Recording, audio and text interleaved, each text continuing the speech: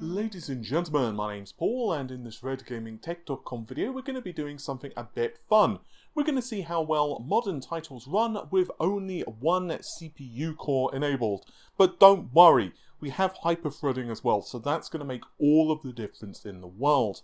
This is actually part of a larger project, which is an update to a video I did last year.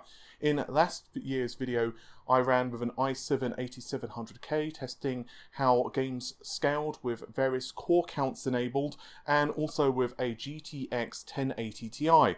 Obviously now we have the i9-9900K, thanks Intel for sending me over this particular sample. They have sent it to me on loan, and we also have NVIDIA that have launched the RTX 2080 Ti.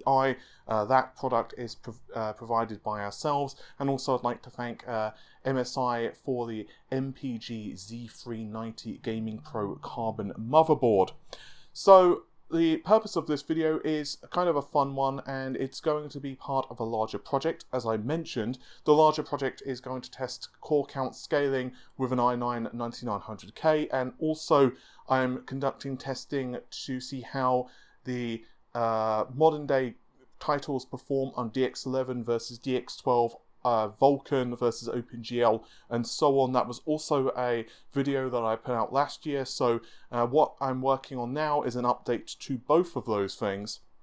But with that said, I think we've got the groundwork laid, so let's see how some titles play. I'm going to be capturing largely with a second rig, because obviously running one CPU core, it's not going to be that great if I'm also trying to use Shadow Play to capture the footage as well. Right, first up is Shadow of the Tomb Raider. We're going to be playing with DirectX 11 mode because, quite frankly, DX12 doesn't do too well with only one processor core. And yes, that is including hyper-threading. For some reason, DX12 expects more threads than that. We are running with all of the settings at their highest preset, but we have, of course, disabled RTX. And yeah, I'm not using Shadow Play or any other capture software because, well, with only one CPU core, it doesn't particularly improve performance. Let's say that. And I'm playing in time attack mode. So let's see how we do. You are seeing this gameplay through a capture device, so off to the side is a laptop which is hooked up to a capture card, and basically, yeah, so the quality is slightly reduced that's on screen, and also I'm dealing with a slight delay, which is going to improve things given the frame rate. I think that's a great combination. But anyway, being serious for a moment though, the frame rate is pretty impressive. This is definitely a very GPU heavy title, as you can probably see. We're idling around the 40-ish at low frame rate, and we are getting up to around 50, 60 FPS, sometimes more, depending on what's going on. This, for example, is a loading area, so when there's loading, it's like, yeah, that's a bit much for me. There's also some hinky behaviour you kind of notice. A Spanish galleon. How did it get inside this cavern? And yeah, it's pretty much sticking at the 30 to 40 FPS mark. Here we kind of see it dip. Alright, next game. We're actually playing Assassin's Creed. It was kind of funny how long this actually took to load. It literally took like maybe 10 minutes of loading with all of the different cutscenes. So I was actually just about to give up, and it worked. So we can at least play this boss. The good news is it's kind of playable when you're it's kind of playable when you're actually in the game, and we're kind of look around the arena a little bit as well. Yeah, while it's actually loaded, it's alright. It's kind of playable in this little bit anyway. Ow! Oh dear. Yeah, I'm going to say something's bugging out. Stop it. Yeah, that... I don't really know Odyssey that well, but I think that bugged out. Yeah, apparently we're still... Apparently he wants to not do much. Okay. A broken weapon won't save you. This place will serve as two, one of us. Let it be you. Okay, so it's shifting whatever that was to do the shield break. Question of honor. It is a fight to the death. So be it. Is this optimal? No, no it's not. I think this might be a bit ambitious. Oh god, that actually hurt. Ah, get up! Oh my god, he is bugging out and lag is ridiculous. It may, I don't know if it looks laggy to you, but trust me when I say that it's really, ow, ow, ow, ow. It feels like the action's happening like a second after I've pressed the button. So I think the best way actually is to try and be reactive. There we go. Try doing, oh, balls. Okay, let's try doing whatever that is. There you go. There. Light.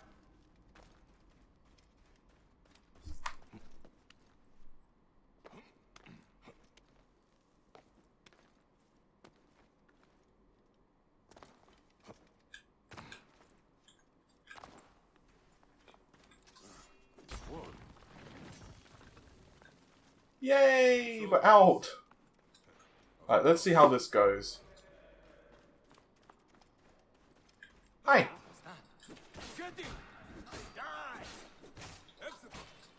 Watch out! Ow. Fire! Is that you? It is an ambush! You are telling me? There's the Magi. Kill him. His friend, and I'll take care of the Magi. You are supposed to be dead. And you will be. We'll make sure of that. I like how my dude's just doing nothing and just kind of looking at them. Alright, now we get the horses. Okay, so how does this play? Well, yeah, not great.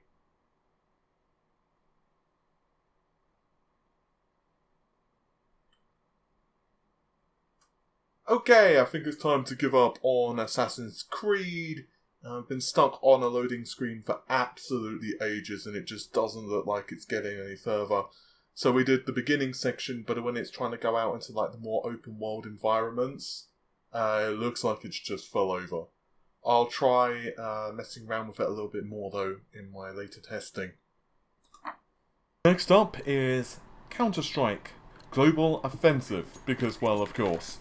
I'm not going to subject people online to this, so I'm playing with bots. But still, CSGO pretty much can run on anything, and I think this is a good indicator that, yeah, we're good. I am getting a little bit of latency because, once again, I'm using a capture card, which makes aiming a little tricky. But still, I'm only going to have a couple of rounds on this because you can see this is pretty damn playable. There's some definite... Ow, ow. There's some definite lag occasionally, some spikes in frame rate, or frame time should I say, but other than that, it's pretty damn good. Come on guys, you're supposed to be helping me kill things. I'm doing all the defending here myself. Alright, let's use M4A1. Or M4A4, excuse me.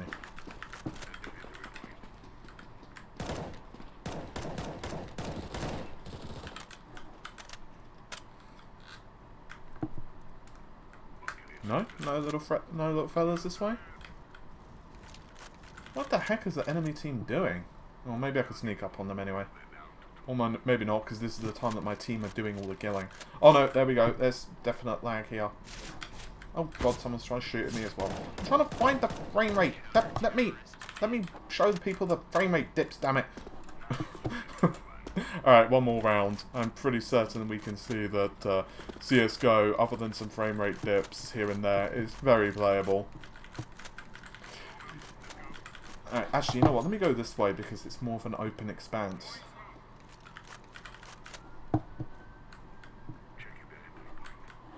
Yeah, there's definitely some lag there.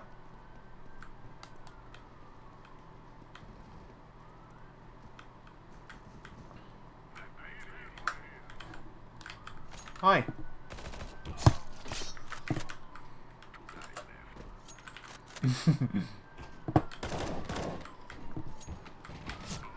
Aww. Resident Evil 2. Look at the graphics options, and we're running in DX11 mode because DX12, which I typically would run in Resident Evil 2, doesn't work so well. It's not very stable, let's say that. I've also lowered the texture quality to just 1 GB because if there is lots of texture swapping, it would really hammer our performance, especially with only 1 CPU core. And hyperthreading, of course, once again, is enabled. But other than that, all of the quality settings are max. VSync is disabled, and well, there you go. Alright, let's see how this works out for us, shall we? Now, I suspect that in general, Resident Evil 2 is going to be reasonably playable until you start getting loading like that. And then the playability goes down a little bit. I'm also dealing not only with the performance of the game not being ideal, but furthermore, I'm recording using third-party software because I'm using a capture card, so that actually means that I'm getting even more latency. So I have a feeling that I'm going to be playing, let's say, not good. There we go. That's what I need, and now I've forgotten how to play the game as well, which is really good. It's been quite a while since I played this. I'm going to skip the cutscenes. Oh god, I can hear the zombies that I've not even loaded.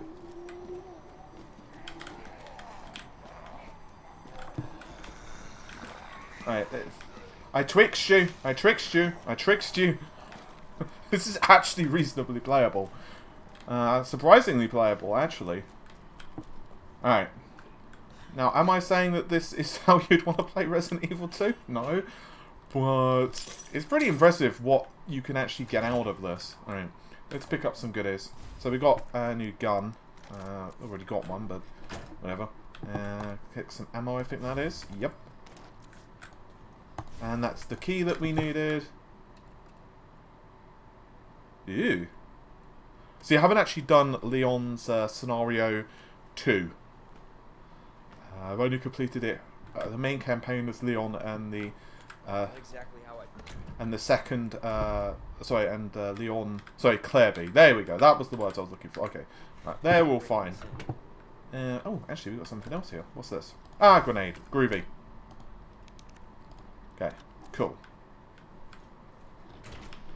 Hello, any zombies? I'm not even gonna attempt to skip past the zombies by running. Because oh, that does not sound healthy. Sure, we've got the inventory space. I can hear like zombies everywhere. This is not good. Okay, you know what? You're fine. Oh god. Well, I do have the secondary weapon. I just want to get into a more enclosed environment. See how that goes for us. Because out in the courtyard, we're actually pretty playable. Can we go through here? This is not how I imagined my first day. Oh, actually, I'm not sure what the fastest way to go is. I don't know if it's faster to go up here or through the lower area. Alright, well, since the organised item tab is not going... Oh god. Oh god. Let's really hope that zombies aren't saying hi to me, because it's not going to go well otherwise. Let's equip that. Oh gosh! Oh, he's on fire as well, really? Oh my lord, I'm getting chased. And it's also lagging as well. Yeah, I think the waiting room sounds like... Okay, we're not going to the waiting room because we need a key. This is how long it's been since I've played this. Okay, I don't actually know if we can go through here. Well, we can at least go in here. We've got some sanctuary. So... Ah, yes, the weapons locker, which I'm not even going to slightly get to in this, but still. I'm going to leave that where it is. Just trying to get a little bit further. Oh god, as soon as you enter a new area, that's when the performance starts getting... Oh god! Okay, aiming not so much with the good.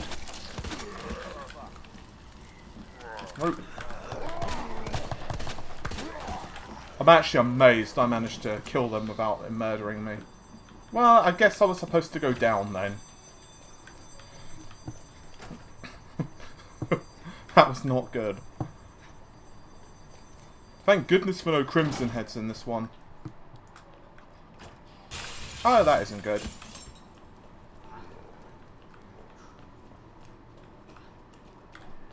I think it's this way. Good old completely forgetting this layout of the station. Yeah, it's this way. This might actually be locked in scenario B. And it is. Okay. Do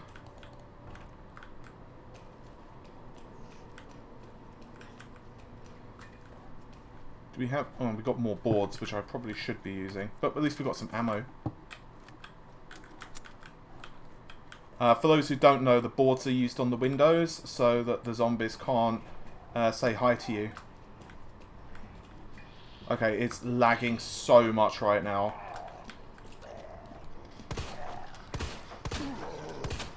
Son of a bitch.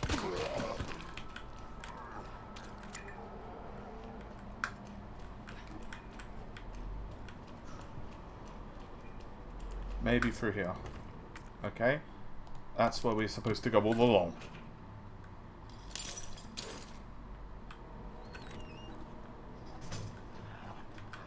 Okay, that's not ideal. See, this would be the point where you'd use the boards so that those guys can't come in and then, you know, munch you. Let's just quickly heal. Yes, we know how healing items work. If you're injured, you use the healing item and you're fine. Maybe not with the zombies. Oh god, the lag.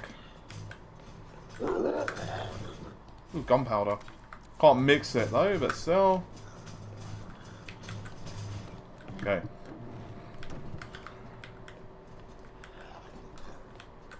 Anyway, I'm probably going to call it now because I think we get kind of a good idea how Resident Evil 2 plays. And the answer is not too bad other than some lag. And next up, Quake 2 RTX. This is easily one of the more impressive usage scenarios for ray tracing technology. Despite the fact that the game is so old, it looks really impressive. We're running with ray tracing on, of course, and once again only one CPU core. But this is one of those times where the GPU takes care of the brunt of the work. And you can see that we're hitting around 98% GPU utilization, ridiculous frame rate, we're running at 1080p, global illumination and everything else is enabled. We can do an explosion here so you can see what it looks like. This game looks really impressive. I think this is such a cool remake that you have done. It's going to be very interesting what developers decide to do with remasters in, let's say, 2 or 3 years' time. With ray tracing becoming, you'd assume, more common by that point. Obviously AMD and Nvidia both believe that GPUs in a couple of years' time are going to be shipping with ray tracing as a very standard feature. So I think remasters have a lot of potential. But there's not much to say about Quake 2 RTX. It's extremely GPU heavy, so I'd say that we run over to a different application. So, hopefully you've enjoyed today's silly video. Definitely get subscribed to the channel though if you want a much more in-depth analysis of how the CPU core count does affect games. We saw that titles such as Resident Evil 2, I wouldn't say they're optimum to play with only one CPU core, 2 threads technically. But, you know, you can kind of do it, and obviously older games like CSGO you can basically run on a turnip. Yes, you're not going to push like 300 FPS on like the ridiculously high refresh rate monitors that you have nowadays, but still, they can essentially run that game on a, run that game essentially on a turnip. Other games though, well, I did try Control, and that, well, didn't load. To be totally blunt with you. It was just like, yeah, I'm not even going to get to the title screen. I'm just going to lock up. I tried it in DX12 mode, DX11 mode with different quality settings. Nope. Not having it. So there are definitely some games now that, unsurprisingly, one CPU core isn't really the best option for. But with that said, we can certainly investigate that much more when we see the core count scaling, so we will be doing that very soon, and also some other fun projects as well, excuse me. So that's been one of the reasons I've been a bit silent, because I've been getting so many different results. So definitely stick with us on the channel if you would like that. With that all said though, click the like button if you've, well, found the video fun, I don't know, and subscribe to the channel, of course, if you've not already. You can also find us on social media, which of course is linked in the description of this very video. So if you've not been following us on Facebook, Twitter, what have you, then by all means you can do that. And you can also find links to Amazon affiliates. If you decide to buy like a new toothbrush or something, you can use those links to give us a few pennies. And you can also find links to our Patreon. That's not to say you have to donate, of course, but if you do decide to, then that would be greatly appreciated. But I truly wish you an amazing day. Thank you very much for watching the video. Take care of yourselves, and bye for now.